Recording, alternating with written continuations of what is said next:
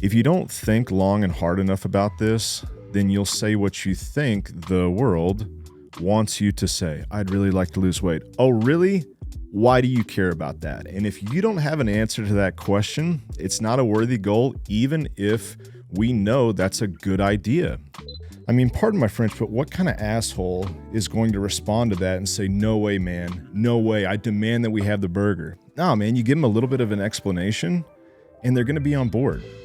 But if you're a coach, I would implore you to consider stealing these tools, this protocol, because I found it to be really effective. Shall we? Let's get started.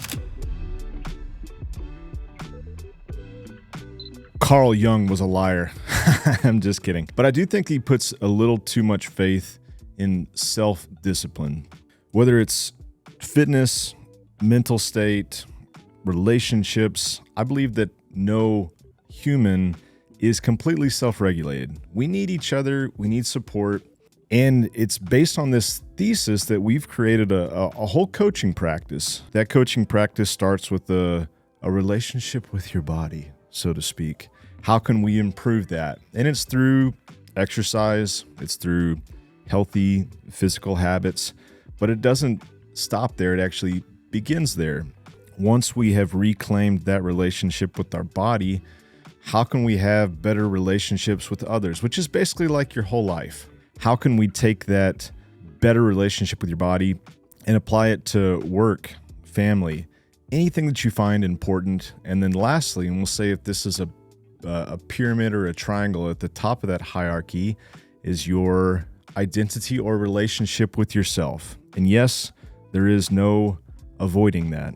Now, this isn't for everyone. Most people are initially afraid to have what some call this fearless inventory about everything that's going on in their life. But an honest person isn't afraid to say, you know what, having somebody watch me and keep me on track is probably necessary. At BPR, we call this program where we have the carte blanche to coach not just your fitness, but your lifestyle, and even coaching you through the next identity you need to assume in this new season of life. We call it All Access. It's not a very creative name, I'll admit that, but it is on the nose of what we're allowed to do, which is basically explore conversations and create action plans potentially in a number of different areas in your life that at first seem unrelated, but you realize that everything is connected. Your life is a system. Now, the reason that we're making this video is there's a critical ingredient at the start of this relationship with a coach and a client that if you speed past it, or if you don't go through these 3 steps, I believe that you're destined to be unsuccessful. This is around setting goals. Now, if you're not a coach, this video is still important for you to watch because you can go through these things I'm about to show you yourself. But if you're a coach, I would implore you to consider stealing these tools, this protocol, because I found it to be really effective. Shall we? Let's get started. These 3 areas are around actually setting a worthy goal. That one's pretty obvious. What's not so obvious is the second and third step, which is to commit to that goal. And that's where we get to go a little bit deeper into how potentially we may have failed in the past. And then lastly, to walk it out. And that final step is where if we're not prepared for what real life looks like, we could get really disenchanted quick. We could get really demotivated quick. And so that third step may be the most important part. But let's start at the beginning. Setting a worthy goal is not thinking about what I would view as a worthy goal. What's nice is that people have permission. They have the freedom to say whatever it is that they want. If you don't think long and hard enough about this, then you'll say what you think the world wants you to say. I'd really like to lose weight. Oh, really? Why do you care about that? And if you don't have an answer to that question, it's not a worthy goal, even if we know that's a good idea. You can think of this almost as like a 3-circle Venn diagram. Can you picture that? In one circle, we could say, is this thrilling enough to you? Thrilling means that it produces this emotional response when you talk about it. You seem excited when you say this thing could potentially be your future real life. The second circle is daunting. That means that you could say, this is hard enough for me because, and if there's a good enough answer, it probably means that we're on the right track, believe it or not. And then lastly, it needs to be important. I'm going to go into this in a few different ways, but if this thing doesn't have some positive ripple effect in your life, I don't like your chances of being able to actually go through with it. So first, we have to find your focus. And then second, we have to test your ambition. We have to test your mettle, so to speak. I want you to find somebody, or coach your client to find somebody that's important in their life, that knows them pretty well. Now, I don't call this a spouse, but I call it a spouse-ish. This could be a roommate, a dear friend. It could be a partner or a significant other. And you're going to go tell them this first draft. We're not saying that this is a completed, finished product, but you're going to share with them this first draft of what it is that you want to accomplish. I found that they're going to respond in one of three ways. The first, when you say it, they're going to also be fired up. They're going to say, oh my gosh, yes, 1000%, let's go. Now, the second response is that they confirm that it's a good idea, but they're a little reluctant because this is something that you've talked about, maybe talked about a lot. Now, whatever they say, just receive it. As well as this third and final option. They could say, please don't do this. No, God, please, no, no! For the love of God, please don't do this. Now, whatever they say, it's just feedback. It's your first audience to then take that initial first draft and go craft a little bit more. One of the best things that you can do is to ask yourself this question after you've brought this before your committee of one. You can say, well, what is this for the sake of? This thing that I've said is thrilling, it's daunting, and it's important. What is it important for? If I were to actually accomplish this, what would it mean beyond just my own personal desires? The answer to that question can take that first draft plus the feedback, and it can start to craft it in a way that may be more individualized for you. Once we have those components, and we've thought about this a little bit, it's time to weaponize it. It's time to verb it, so to speak. And we need to raise the stakes. We need to make this a pass or fail. Instead of this lofty ideal or aspiration, we need to know by this date, if I did this, I would be successful. Now, most people don't do that because it raises the stakes and it brings in the reality that there's a chance that you could fail. But our brains work in a very specific way that if we don't know what the very, very simple and clear indications of pass and fail are, it's not going to work. So we can't skip over that. So that's setting a worthy goal. Everything I've said, probably in some variation you've heard before. It's probably not brand new information.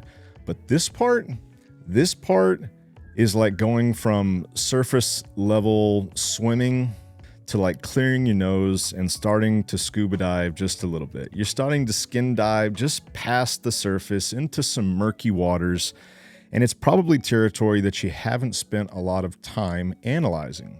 C.S. Lewis, a very famed author, has a book called The Screwtape Letters, and I won't divulge the whole plot there, but it's this concept that if somebody wanted to ruin your life, there would be a consistent number of activities.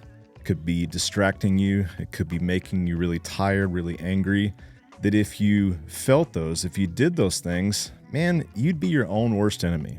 Going to this level of analysis doesn't feel necessary, but I've found that it's absolutely critical to think through what are the ways that you could muck this up? What are the ways in the past that when you set a goal, you get distracted, you get tired, you realize that it wasn't quite as thrilling, daunting, or important as you thought it was.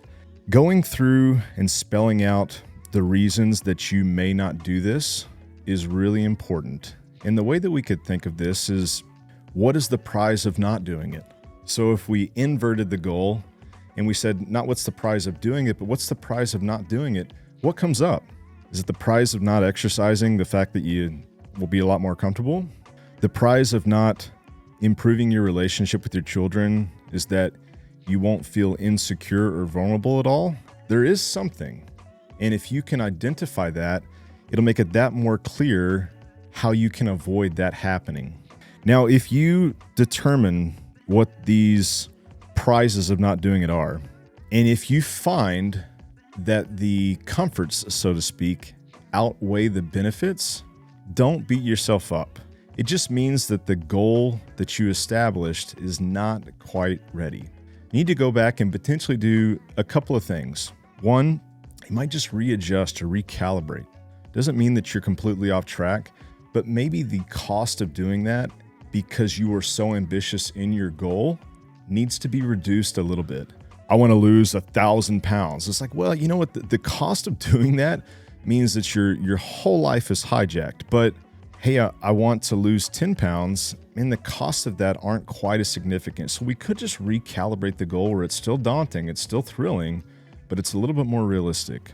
Secondly, we could dig deeper into what the ripple effect is if you were to accomplish this. Ripple effect for me is a very positive connotation. If I do this now, what's the third order consequence of this?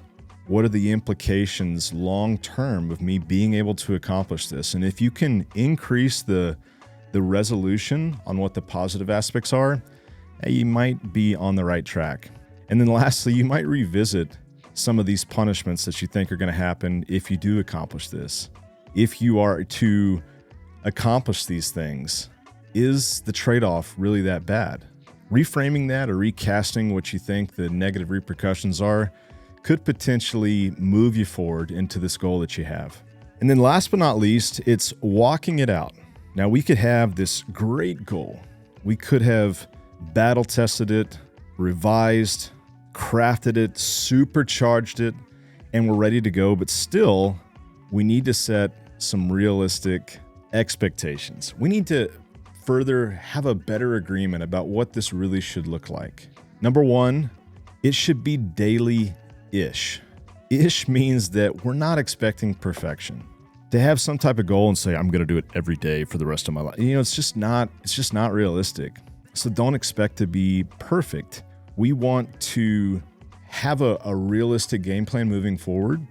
And then when some failure comes up, which inevitably it will, we want to be able to iterate as fast as possible.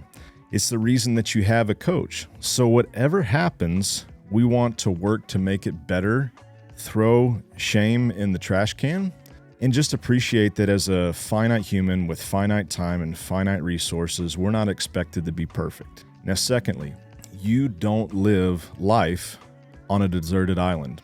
There are people, potentially you've already mentioned this to, and there's going to be a much wider net of people that, are you ready for this, are going to be inconvenienced by this goal that you are pursuing. Think about that just for a sec.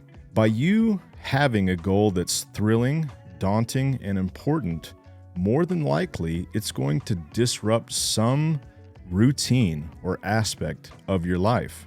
And those around you, even those that love and care for you, could initially be inconvenienced by you pursuing this goal. One, understand that that's okay. Truly, understand that it's okay for others to be inconvenienced by you making better food choices when you go out to eat, going to bed an hour earlier than you did previously, spending a little extra time explaining why it is that you're doing this. All of those things initially could perturb someone, but do it anyways. And then the way to navigate that is this next step, and it's over-communicate. People are inconvenienced when they don't understand the plot here, when they don't really understand the narrative. Now, you've told your spouse-ish person, but those that you work with, those that you're in relationship with, you may need to over-communicate what's going on. And here's just a silly example. Hey, John, I know I normally order a hamburger, but today, would it be okay if we go have a salad at this restaurant? Now, that may be inconvenient for you, but I'm really trying to make some better choices because I've set a goal, and it's a big one for me, to lose some weight.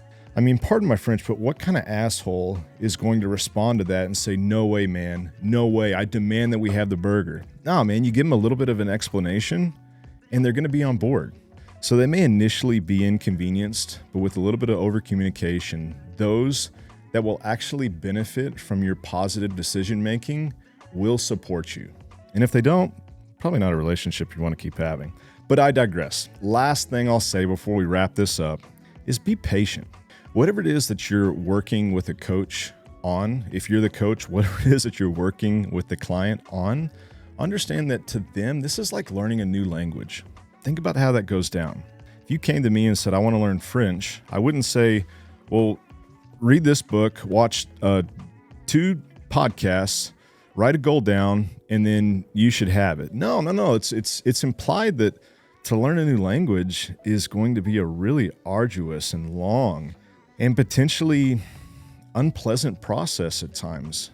But because you have that goal that is so noteworthy, and you've decided that it's okay that this is going to take a little bit of time.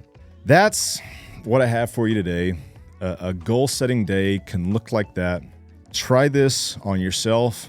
Try it with your next client. And ladies and gentlemen, this has been a monumental statement about incremental change brought to you by the good people at BPR.